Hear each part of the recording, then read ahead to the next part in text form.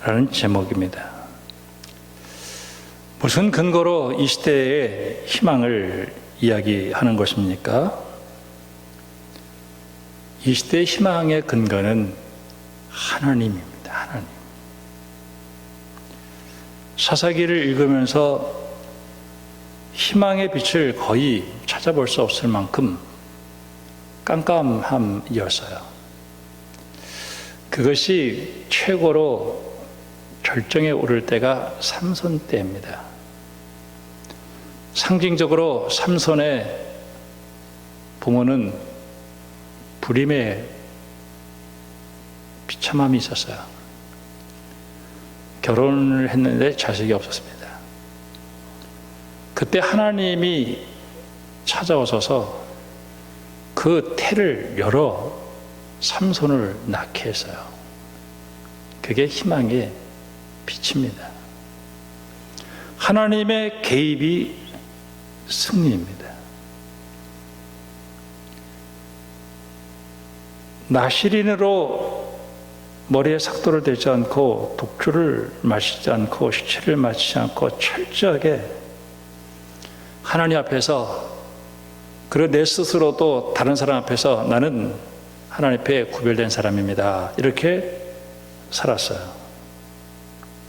그럼에도 불구하고 세상이 험해서 삼손은 넘어지고 쓰러졌어요. 그렇지만 하나님은 그 한계 많은 삼손을 들어서 낙이 특별로 1000명을 죽이고, 그리고 마지막으로는 두 기둥을 안고 죽음으로 브레셋을 타격을 가했던 사람입니다. 삼손이 중요한 게 아니라 삼손을 삼손되게 하신 그 하나님이 오늘도 우리에게는 여전히 희망이라는 사실입니다.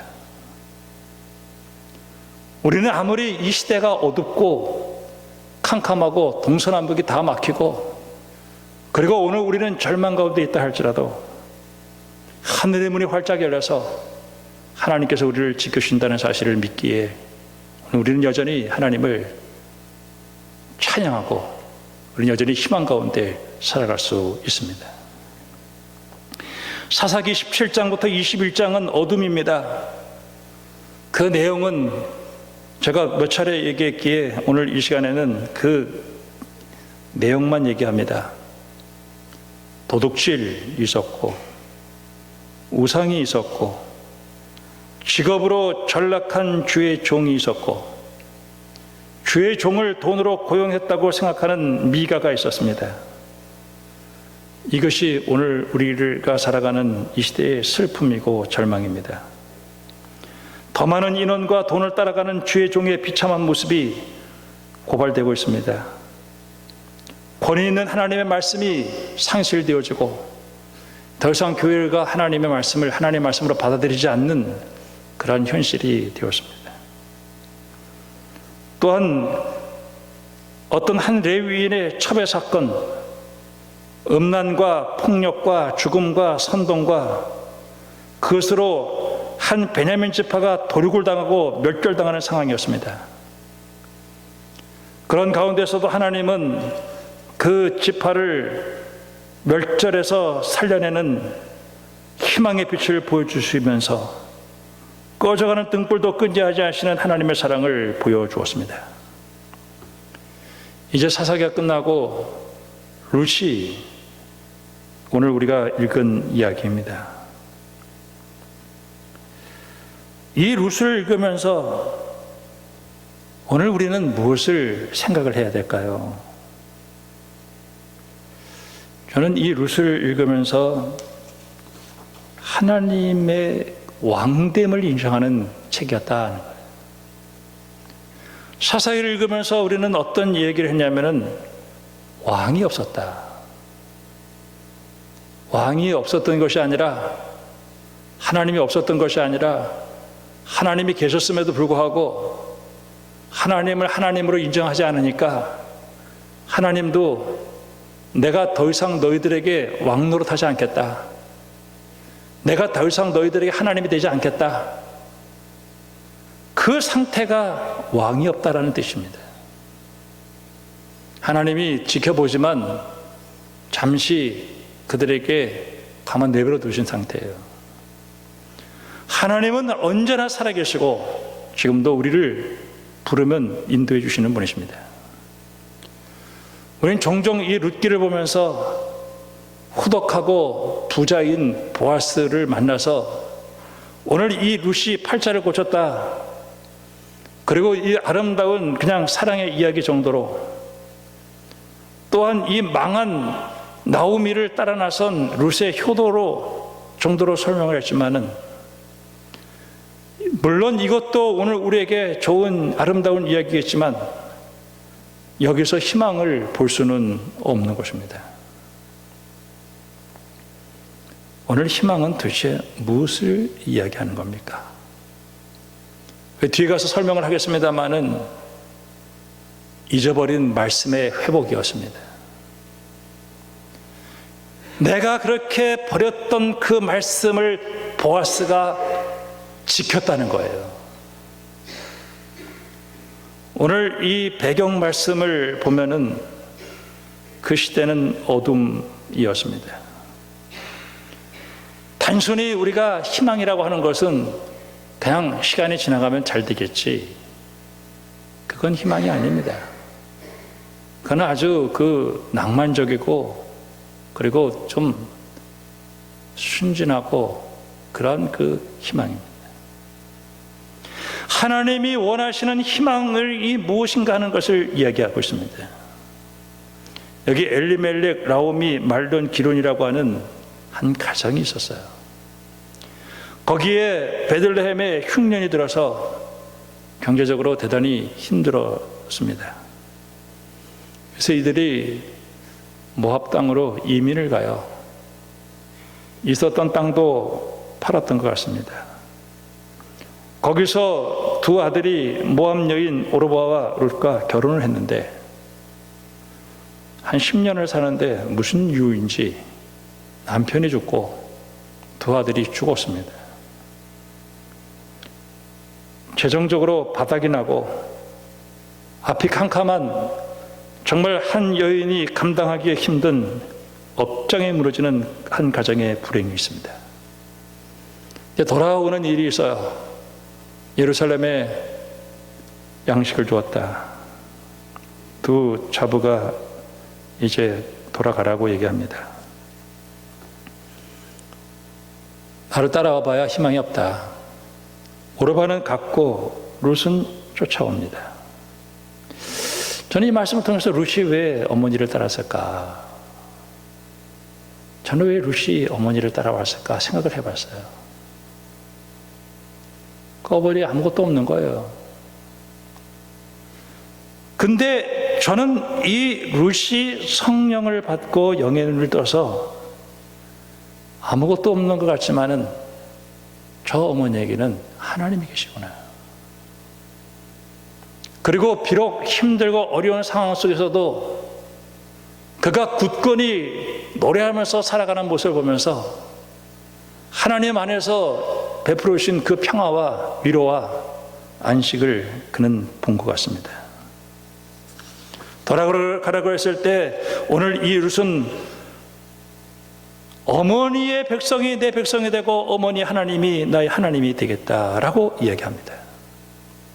내가 죽는 일이 있어도 나는 어머니를 떠나지 않을 것이다. 만약에 내가 어머니 떠나면 벌을 내게 줄 거다. 룻은 자기가 모압 남자를 만나서 그리고 잘 먹고 잘 사는 것과 비록 어렵지만은, 지금은 어렵지만은 그 나오미 시어머니와 함께하는 그 하나님을 볼 때 비교가 되지 않았어요.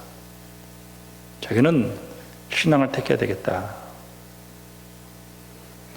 우리가 나오미가 돌아와가지고 그 사람들 앞에서 베들레헴에 돌아왔을 때 나 나오미라고 부르지 마. 나 이제 기쁨이 없어. 나를 마라라고 불러. 이렇게 얘기를 해요.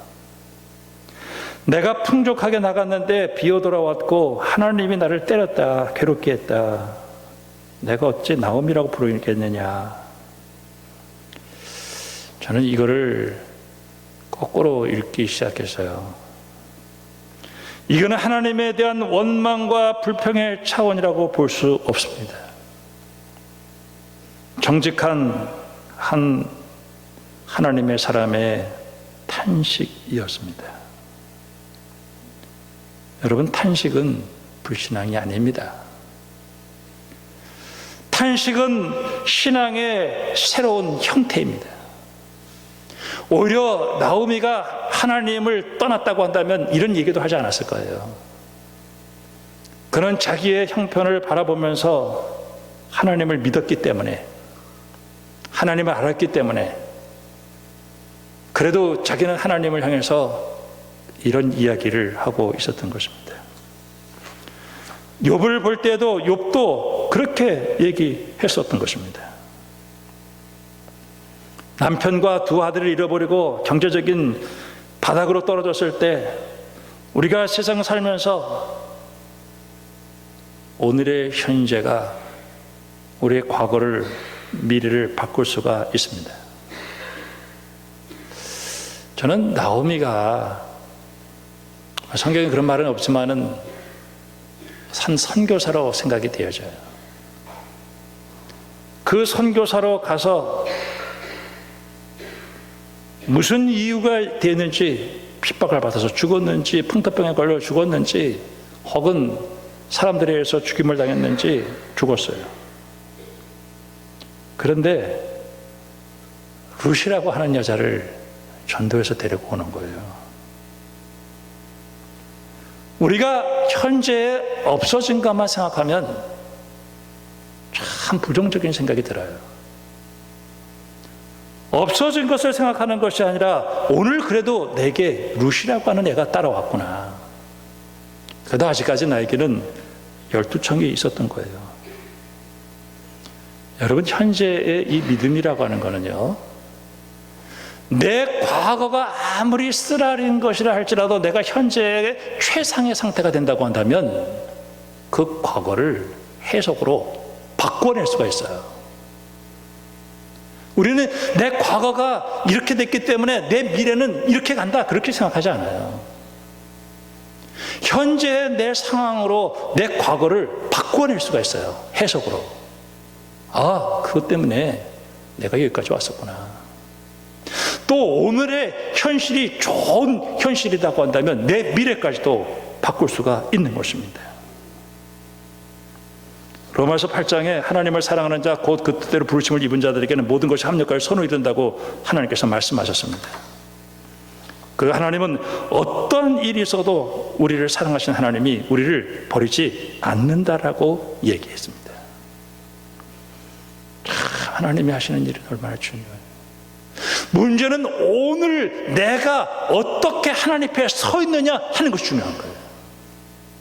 내가 오늘 하나님과의 관계 속에서 깨져 있다고 한다면 과거의 그런 일들은 증폭이 돼서 오늘 나를 죽일 수 있는 일이 벌어질 거예요. 탄식 속에서 쓴뿌리가 생겨서.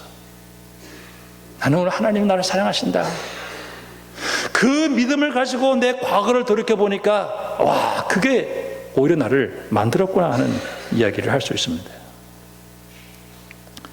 로마서 5장에서는 뭐라고 얘기하냐면은 환난도 즐거워한다 그랬어요.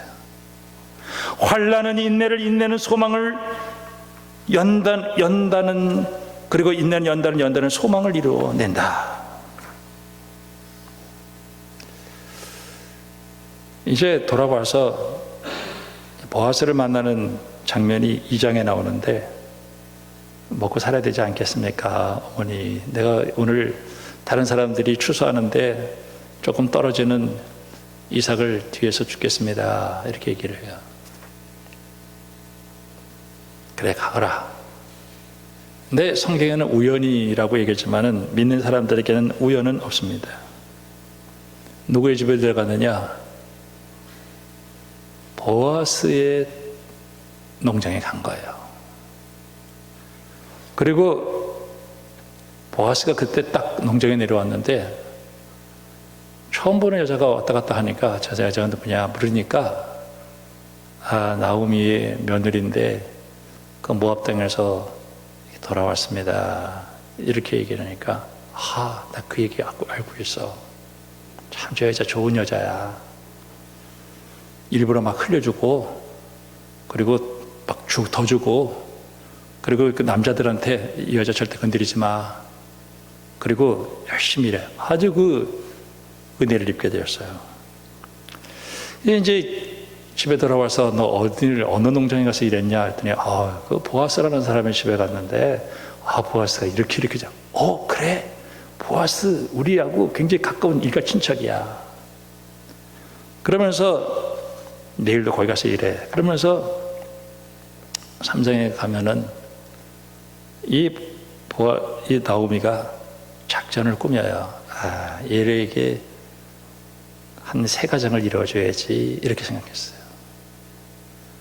오늘 보아스가 일 끝나고 나서 다 먹고 어디 가서 잠을 잘 텐데 너는 들키지 않도록 멀리 있다가 몸 준비 잘해서 그 보아스가 잠자고 있는 그 밑에 가서 그 발치에 이불 덮고 잘 들어놓으셔 이랬어요. 그랬더니 이 룻이 네 어머니 네 그렇게 하겠습니다. 근데 이제 아침에 날씨가 추웠는지 화장실을 가고 싶었는지 보아스가 깼어요. 깨서 딱 보니까 어떤 여자가 있는 거야. 이게 세상에. 너 누구냐? 누군지 이실직고 해라. 이러니 전 누르십니다. 저를 거두어 주세요. 이렇게 얘기하는 거예요. 보아스가 알겠다. 근데 나보다 한 사람 앞선 사람이 있다.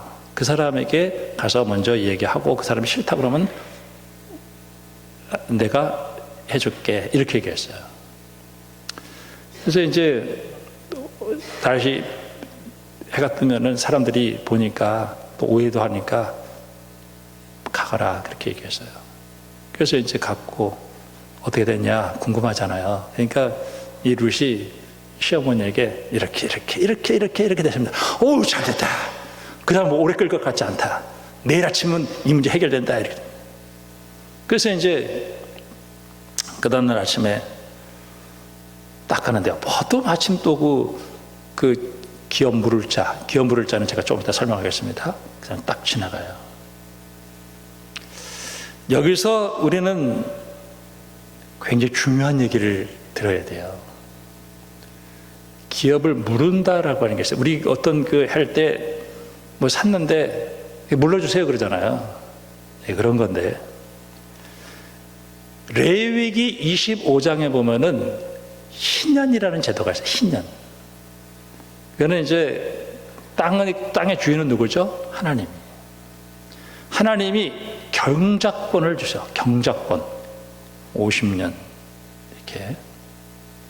내가 살다 보니까 병도 나고 병원비도 들기도 하고 뭐 애들 자식도 뭐 학교도 보내고 뭐 또 사업하다가 또 망하기도 하고 그러면은 돈이 없잖아요. 그럼 어떻게? 땅을 팔아야죠. 땅을 파는데 한 30년 썼어. 그런데 돈이 없으니까 경작권을 넘기는 거예요. 소유는 하나님이 하시니까 경작권을 넘겨. 경작권을 넘겨. 그럼 이제 돈을 받았죠. 모압 땅에 가가지고 10년을 살다가 온 거예요. 그럼 10년이 남았잖아. 10년. 그 10년에 남은 것을 그 주변에 일가 친척 가운데 그 기업을 물어줄 사람이 나와서 그것을 물러가지고 그 땅을 자식을 낳게 해서 거기에다가 이어줘야 돼요. 이 2가지. 이스라엘의 토지법 고엘과 형이 죽었을 때 그 형수를 취해서 자식을 이어줘야 되는 이 2가지의 의무가 생기는 거예요. 그거는 그 약한 과부가 살 수 있는 길을 열어놓기 위한 하나님의 놀라운 법이었어요. 근데 이 앞에 있었던 이 사람이 저 안 합니다 이러더니 내 재산에 손해가 나는데 나는 안 합니다 이렇게 된 거예요. 근데 이 보아스가 그래? 내가 할게. 저는 이 룻기에서 오늘 우리에게 주는 메시지 가운데 이게 희망이구나. 저는 이 시대의 희망은 무슨 정치인이 뭐 해성같이 대비했다, 혹은 무슨 사드를 배치했다, 무슨 미사일을, 핵무기를 개발했다, 저는 거기에 희망이 없다고 생각합니다. 희망은 하나님의 말씀을 붙들고 내게 손해가 나도 십자가를 지고 그 약한 사람들을 도와주면서 자기에게 대한 하나님의 의무를 행하는 사람들이 많아지는 것이 희망이라는 희망. 저는 교회를 다니면서 여러분들이 신앙생활 하면서 좀 손해보는 거 있을 거예요. 참고, 또 헌금 드리고, 봉사하고. 여러분, 그런 사람들이 이 시대의 희망이라는 사실. 오늘 먼저 인도했던 사람이 가버렸어요. 오늘 보아스는 그 일을 자기가 감당하겠다라고 얘기해 준 거예요. 룻을 취해서 오벳을 낳았고, 그 다음에 그 땅을 다시 사서 주어서 그 가정을 살려주었어요. 이 룻을 통해서, 이 룻기를 통해서 저는 주인공이 보아스구나. 이 보아스가 있었기 때문에 그 사사기 같은 캄캄한 시대 속에서 우리에게 희망을 보여주고 있다. 이 어둠의 세계 속에서 희망은 바로 이것이었다 하는 생각을 하게 되었습니다. 여기 이제 보아스가 드디어 룻을 맞이해서 아내를 삼았어요. 그리고 아들을 낳았어요. 기업 물을 자가 없게 하지 아니했다. 야, 이게 기가 막힌 얘기입니다. 다 안 한다 그러면은 이 가정은 버림받아가는 거예요. 그래서 내 생명의 회복자, 내 노년의 봉양자, 너를 사랑하며 일곱 아들보다 귀한 며느리 룻이, 그래서 나오미가 아기를 안고 품에 그 양육자가 되었어요. 그래서 그 이름을 오벳이라고 져줬고, 다윗의 아버지 이새의 아버지가 됐던 거예요. 여기 베레스가 나와요. 베레스. 저는 창세기를 읽으면서요, 37장에 요셉에 대한 얘기가 나와요. 39장에 요셉에 대한 나오는데 38장에 갑자기 다말과 유다에 대한 얘기가 나오면서 거기에서 이 유다가 다말을 며느리를 삼았는데 아들이 죽었죠. 그 둘째 아들에게 너 들어가서 형수에게 취해서 자식을 낳게 하고 그 형수에게 재산을 해서 너 물려줘야 돼, 이렇게 얘기를 했죠. 그때 오난이 형수에게 들어가는데 주판안을 딱 놔보니까 손해가 날 것 같아.